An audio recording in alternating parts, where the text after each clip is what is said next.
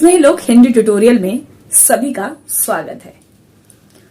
बच्चों, आज हम कक्षा 9वीं क्लास के प्रथम चैप्टर दो बैलों की कथा की बात करेंगे, जो कि हिंदी कोर्स ए का क्षितिज का प्रथम चैप्टर है। ओके, जैसा कि पहले वीडियो में हम लोगों ने बात करी थी कि सबसे पहले हम किसी भी चैप्टर के सारांश पर बात करेंगे, उसके बाद उसके समस्त पदों की या पैराग्राफ की सविस्तार व्याख्या होगी और पूरे चैप्टर को या पाठ को पढ़ने के बाद हम उसके प्रश्नोत्तरी सत्र को करेंगे। तो बच्चों, तैयार हो जाओ। कक्षा 9वीं क्लास के जितने भी बच्चे हैं, जितने भी स्टूडेंट हैं, आज पढ़ने के लिए दो बैलों की कथा। दो बैलों की कथा हिंदी के सम्राट प्रेमचंद द्वारा लिखा गया है। बच्चों, ये जो कहानी है, इस कहानी के प्रथम में ही आप देखोगे कि लेखक ने अपने लेखन के उद्देश्य को बहुत अच्छे से स्पष्ट कर दिया है। वो बहुत स्पष्ट शब्दों में लिखते हैं। दो बैलों की जो कथा है वह कृषक समाज और पशुओं के भावात्मक संबंध का वर्णन है। ठीक है, और उन्होंने यह भी बताया है स्वतंत्रता सहज में नहीं मिलती, बल्कि उसके लिए बार बार संघर्ष करना पड़ता है। बच्चों, यहाँ पर संघर्ष के आगे एक वर्ड है बार बार। तो जो स्वतंत्रता है वो हमें एक बार, ऐसा नहीं कि आप एक बार ही आपने संघर्ष किया है ना और आपको सफलता मिल गई। कई बार ऐसा होता है कि हमें लगातार उस स्वतंत्रता को पाने के लिए, आजादी को पाने के लिए संघर्ष करते रहना पड़ता है, जिसका बहुत सुंदर उदाहरण हमें प्रेमचंद जी ने इस पाठ में दिया। दो बैलों की कथा के माध्यम से वह बताना चाहते हैं कि स्वतंत्रता बड़े आराम से नहीं मिलती, इसके लिए संघर्ष करना पड़ता है और कई बार तो इसके लिए बार बार संघर्ष करना पड़ता है। ठीक है ना। कई बार बच्चों हम क्या करते हैं, थोड़ा सा हमारे अंदर जोश आता है ना कि हम पढ़ेंगे, इस बार अच्छा रिजल्ट लाएंगे, और हो सकता है कि हमारी जो तैयारी है उस लेवल की ना हो, उस स्तर की ना हो, और हमें एग्जाम में थोड़े से कम मार्क्स आ जाते हैं। जैसा कि हमने सोचा होता है कि चलो मुझे इतना मिलेगा और शायद उससे थोड़ा कम आ गया, तो हम क्या करते हैं, निराश होकर उस चीज को छोड़ देते हैं एंड देन फिर कोशिश उसको नहीं करते। प्रेमचंद जी हमें कह रहे हैं अगर हमें स्वतंत्रता चाहिए तो उसके लिए बार बार संघर्ष करना भी पड़ सकता है, जब तक कि हमें स्वतंत्रता की प्राप्ति ना हो जाए। आप इसको अगर सफलता में लेंगे तो ऐसे ले सकते हैं कि सफलता के लिए हमें बार बार प्रयास करते रहना पड़ता है ना, जब तक कि हमें सफलता की प्राप्ति ना हो जाए। चलो, अब हम आ जाते हैं थोड़ा सा सारांश के बारे में। तो सबसे पहले सारांश में अगर हम शीर्षक की बात करें तो दो बैलों की कथा। पूरी जो कथा है वह दो बैलों की इर्द गिर्द ही घूमती है। प्रेमचंद जी ने इन्हीं दो बैलों को बताया है, इनकी कहानी के बारे में बताया है, और इन्हीं के माध्यम से उन्होंने अपने पाठकों को संदेश भी दिया है। क्लियर। सबसे पहले अगर आ जाएं तो पाठ शुरू होते ही प्रेमचंद जी यहाँ पे गधे की बात करते हैं। गधा, एस जिसको हम कहते हैं, है ना, कि वो क्या होता है, लोग उसको बुद्धिहीन समझते हैं, है ना, लेकिन यहाँ पर प्रेमचंद जी ने एक नए उदाहरण को हमारे सामने प्रस्तुत किया है कि वास्तव में क्या गधा गधा है, क्या यह वास्तव में हम लोगों ने जो गधा को एक कहते हैं ना, अगर हम किसी को कहते हैं गधे हो तुम, तो अरे बाप रे, गधा मैम ने कह दिया, कितनी गंदी या कितने अपशब्द इसको हम कह देते हैं ना। लेकिन अगर हम कहें शेर हो तुम, बड़े खुश, मैम ने मुझे शेर कहा है ना, मैं शेर की तरह हूं, मेरे में इतनी ताकत है। लोमड़ी हो तो तुम कहोगे अरे बड़े मैं चालाक हूं, है ना, मैं बहुत क्लेवर हूं, चालाक हूं, मैम ने मुझे लमड़ी कहा। मैम या सर ने तुम्हें कहते गधे हो, अरे सर ने गधा कर दिया, कह दिया, बेइज्जती हो गई, है ना। तो जो गधे का जो मतलब है, यहाँ पर उन्होंने क्या बतलाया है कि क्या गधा सच में जिसकी संज्ञा या जो आजकल हम गधे का जो हम लोगों ने परिभाषा के रूप में लिया है, जो हम लोगों ने गधे को लिया है, क्या रियल में गधा एक अपशब्द बनकर, या एक हम कह सकते हैं ना उसको एक स्लैंग, या एक अलग से हम उसको वो शब्द को, ये गधे शब्द को ही हम अच्छा नहीं समझते। क्यों? क्योंकि हम गधे को क्या समझते हैं, बेवकूफ, बुद्धिहीन।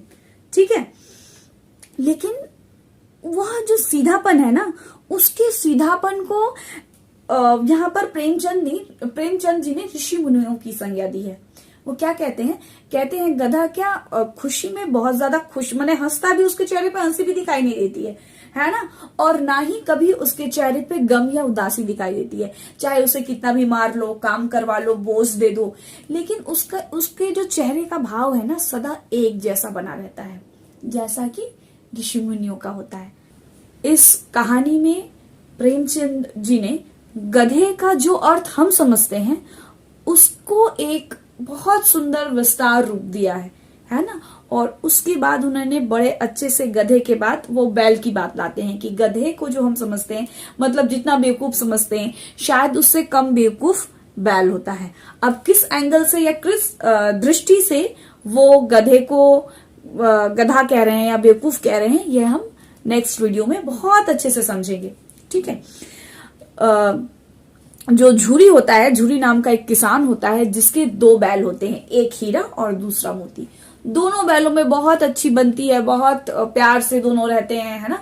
अगर हम लोग कहें कि मित्रता की परम पराकाष्ठा है ना, वह उसका उदाहरण यहाँ पे हीरा और मोती 2 बैल है। बहुत प्यार मोहब्बत से रहते हैं, बहुत सुंदर सी कहानी शुरू होती है। फिर एक ऐसा टाइम आता है जब जो झूरी है वो अपने दोनों बैलों को अपने साले को दे देता है। ठीक है, कहानी यहां से शुरू होती है। अब उनका इस तरह से बेचा जाना 2 बैलों को, हीरा और मोती को पसंद नहीं आता, खुश नहीं होते। क्यों नहीं खुश होते?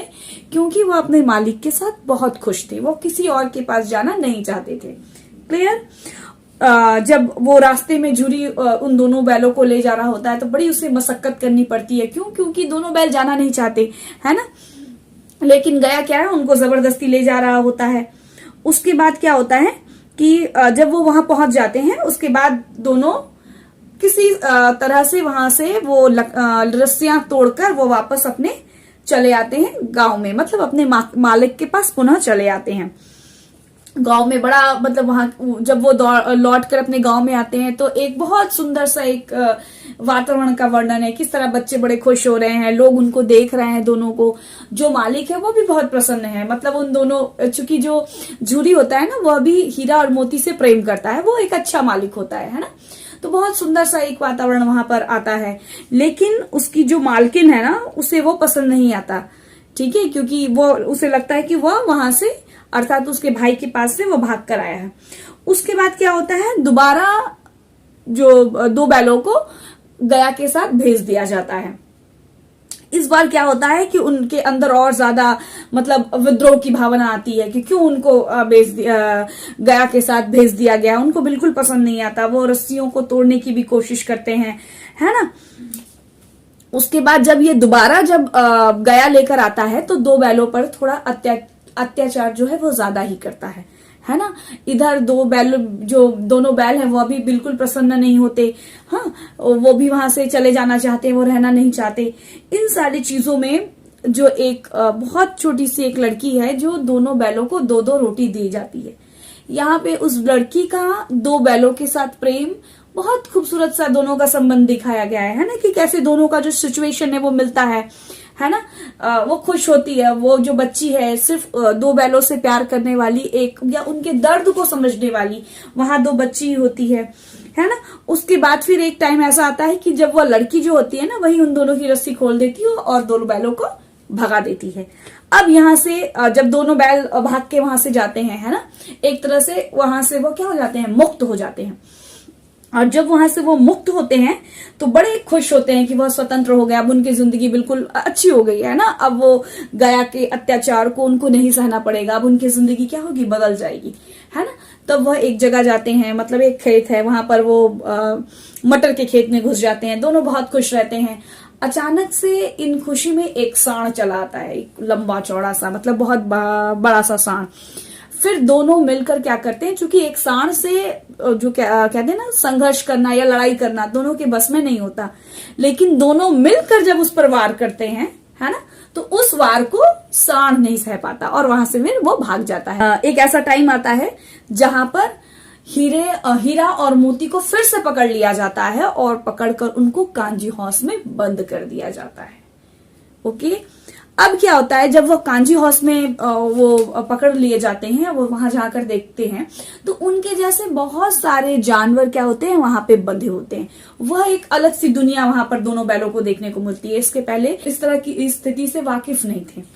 जब वो वहां जाते हैं, है ना, और वहां के लोगों को या वहां के जानवरों को देखते हैं तो उन्हें अच्छा नहीं लगता और वो वहां से फिर से भागने की कोशिश करते हैं, है ना। और दोनों मिलकर कई बार दीवार जो रहती है उस पर प्रहार करते हैं और प्रहार करते ही जाते हैं, है ना। जो लाइन बहुत सुंदर सी प्रेमचंद ने पहले ही लिख दी है कि स्वतंत्रता जो है वो बार बार संघर्ष करने के बाद प्राप्त होती है। तो एक बार, दो बार, बार बार वो दीवार को मारते हैं और मारते मारते उस दीवार को वो तोड़ देते हैं। बहुत सुंदर सा मैं बोलूं, वो बहुत सुंदर सी सिचुएशन है जब दीवार टूट जाती है ना। और क्या कहते हैं, जितने सारे जानवर होते हैं ना वो सारे वहां से मुक्त हो जाते हैं, वहां से भाग जाते हैं। लेकिन क्या आता है ना कि चूंकि जो हीरा है वो बंधा होता है, ठीक है। 2 बैल जो होते हैं उसकी जो हीरा की जो रस्सी है वो बहुत मोटी होती है तो वो टूट नहीं पाती है। लेकिन मोती आजाद रहता है, मोती चाहता तो वहां से भाग सकता था, मगर यहाँ मोती ने दोस्ती की मिसाल को कायम करते हुए दिखाया है ना। बहुत सुंदर सी दोस्ती दिखाई है कि अगर मेरा दोस्त इस रस्सी से बंधा हुआ है तो मैं यहां से छोड़कर कैसे चला जाऊं, है ना। और जो मोती है वो वहां से नहीं जाता, ठीक है, उसके पास ही रहता है। फिर क्या होता है कि चूंकि वहीं पे वो रहता है और जब कांजी हाउस वाले आते हैं और देखते हैं कि सारे जानवर भाग चुके हैं, है ना, और सिर्फ वो दोनों बच्चे हैं, देखकर समझ में मतलब आ जाता है कि चूंकि हीरे का तो वो जो रस्सी है वो बंधा होता है, मतलब समझ में आता है कि ये सारा कर्मकांड किसने किया है, मोती ने किया है। और मोती को बहुत मतलब मार पड़ती है। उसके बाद 1 सप्ताह तक ऐसा टाइम आता है, पूरा 1 सप्ताह उनको कुछ भी खाने को नहीं दिया जाता है। देख रहे हो कितना सारा घटनाक्रम चल रहा है उनकी लाइफ में, है ना। तो एक बार झूरी के पास रह रहे हैं, झूरी से वो गया के पास जा रहे हैं, ना। गया से फिर जब वो देख रहे हैं कि वो झूरी से दूर हो गए हैं तो वो वहां से रस्सी तोड़कर वापस भाग आते हैं अपने मालिक के पास। फिर उसके मालिक द्वारा गया को दे देना, गया द्वारा उनका फिर से लेकर जाना, फिर उस पर उन दोनों पर अत्याचार करना, एंड देन फिर वहां से भाग जाना, भागकर फिर एक साढ़ आना, साढ़ का आना, साढ़ से उनकी लड़ाई स्वतंत्रता के लिए, है ना, अपनी आजादी के लिए। उसके बाद उनका कांजी हाउस पहुंच जाना। कांजी हाउस में भी जिस तरह का जो सिचुएशन है ना, जिस तरह का वो दिन देख रहे हैं, कहते हैं ना कि संघर्ष होती है ना, वो हमारे ताकत को परख रही होती है या हमें और स्ट्रांग बना रही होती है। कहते हैं ना कि कई बार क्या होता है ना कि जो सारी चीजें हैं या जो मुश्किलात हमारे जीवन में आती हैं, है ना, क्या होते हैं, जो बुजदिल होते हैं ना, कायर होते हैं, वो डर कर बैठ जाते हैं, वो लड़ नहीं पाते। और जो साहसी होते हैं ना, उससे लड़कर आगे जाकर स्वतंत्रता पाते हैं, है ना। तो यहाँ पे जो 2 बैल है वो क्या हो जा रहे हैं, बिल्कुल 1 सप्ताह से कोई किसी को अगर खाना ना मिले तो उसकी क्या ही हालत होगी, है ना, हम भी समझ सकते हैं। तो उनकी हड्डियां बिल्कुल निकल जाती हैं, वो बहुत दुर्बल हो जाते हैं। मतलब ऐसी स्थिति आती है कि उनका बिल्कुल मतलब वो सोचते हैं कि अब हमारी अंतिम घड़ी है, अब हम बच नहीं सकते हैं, है ना। फिर क्या होता है, एक दढ़ियल मतलब दाढ़ी वाला आदमी, है ना, दाढ़ी वाले आदमी द्वारा क्या होता है, उन दोनों का खरीदा जाना। उन दोनों को वो दाढ़ी वाला आदमी क्या करता है, खरीद लेता है।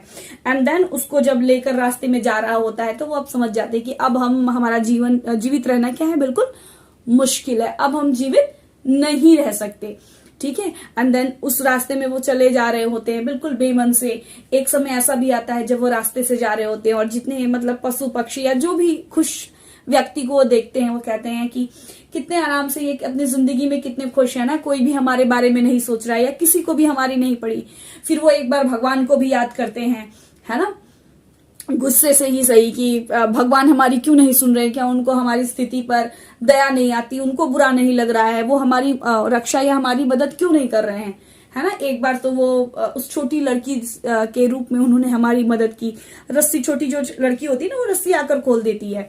तो कहते हैं एक बार तो भगवान ने हमारी मदद करी थी, अब क्यों नहीं कर रहे, भगवान को हम पर बिल्कुल दया नहीं आ रही है क्या।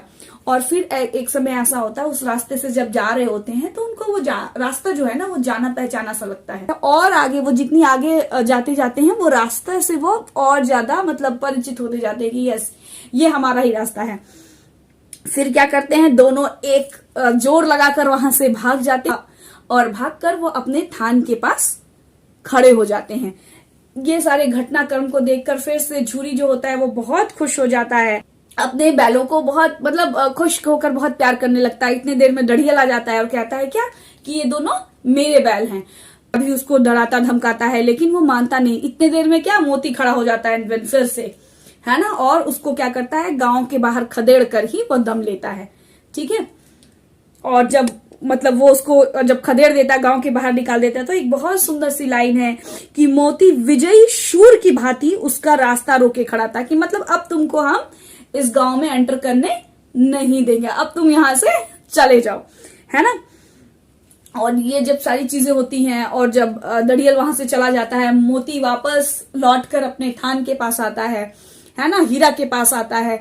तो झूरी तो स्वाभाविक है, वो बहुत अच्छा सा मालिक होता है, वो अपने बैलों को बहुत प्यार कर रहा होता है ना। और लास्ट में मालकिन भी आकर दोनों का माथा चूम लेती है, अर्थात वह मालकिन, है ना, झूरी तो प्यार करता ही है लेकिन उसकी मालकिन वो बहुत ज्यादा उन लोगों से प्यार नहीं करती है ना।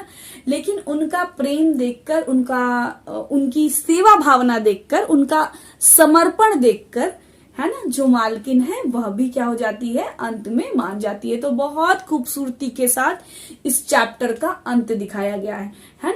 और जिस लाइन को कह रहे होते हैं प्रेमचंद जी की जो स्वतंत्रता है वो क्या होती है, बार बार संघर्ष करने से मिलती है ना। उस बात को, उस संदेश को प्रेमचंद ने अपने पाठकों तक, हम तक बहुत अच्छे से समझाया है, या हम तक बहुत अच्छे से वो संदेश आया है ना, कि स्वतंत्रता के लिए बार बार संघर्ष करना पड़ता है। कहीं ना कहीं बच्चों ये कहानी आप समझ गए। इसका एक और मैं क्या कहूं, एक और संदेश है जो प्रेमचंद हम लोगों को देना चाहते हैं। यह कहानी जब लिखी गई तो हमारा देश अंग्रेजों का गुलाम था, है ना। तो इस कहानी के माध्यम से प्रेमचंद ये भी कहना चाहते हैं कि जो स्वतंत्रता है, अर्थात हमारी स्वतंत्रता, यहाँ तो वो दो बैलों की कथा को दिखा रहे हैं, उसके साथ साथ देशवासियों, करोड़ों देशवासियों को ये संदेश दे रहे हैं कि जो स्वतंत्रता है या अंग्रेजों से जो मुक्ति है या हमारी जो आजादी है वो बार बार संघर्ष करने से मिलेगी, है ना। ये एक दो दिन की तो हमारा संघर्ष नहीं था। हम लोगों को जो अंग्रेजों से आजादी मिली, है ना, 200 वर्षों का एक लंबा सफर था। ठीक है, जिस बात को प्रेमचंद, जिस संदेश को हम तक पहुंचाना चाहते हैं कि जो संघर्ष है वो हमें क्या करना पड़ेगा, लगातार करते रहना पड़ेगा, है ना। वो लगातार अपने हक के लिए, अपनी मुक्ति के लिए, अपनी आजादी के लिए हमको डटकर खड़ा रहना पड़ेगा। हमारे जीवन का अंतिम सांस ही क्यों ना हो, तब तक हमें अपनी आजादी के लिए लड़ना होगा। जिस तरह से हीरा मोती एक जानवर होकर भी, है ना, वह अपनी आजादी के लिए क्या करते हैं, लड़ते हैं, अंत समय तक लड़ते हैं। उनके जीवन में बहुत सारी घटनाक्रम ऐसी हो रही है ना, जहां पर वो पकड़े जा रहे हैं, मार खा रहे हैं, उनको खाना नहीं मिल रहा है, उनसे बहुत गलत व्यवहार हो रहा है, लेकिन वह अपने अंदर का जो साहस था उसको वो मरने नहीं देते, उसको वो कम होने नहीं देते हैं, है ना। और संघर्ष करने के वजह से ही उनको आजादी मिलती है ना। ठीक उसी प्रकार हम भारतवासियों को भी संघर्ष निरंतर करते रहना चाहिए। और अगर मैं कहूं मेरे बच्चों को, तो यस, मेरे 9-10 के बच्चों को भी जब तक सफलता ना मिले, है ना, यहाँ पे आजादी को छोड़कर हम आपको कहते हैं सफलता, कि जब तक सफलता ना मिले उसके लिए हमें बार बार प्रयास करते रहना चाहिए। तो बच्चों, दो बैलों की कथा का सारांश ये रहा संदेश के साथ। अगले वीडियो में हम पूरे पाठ की सविस्तार व्याख्या के साथ प्रस्तुत होंगे। तब तक के लिए स्वस्थ रहें, खुश रहें।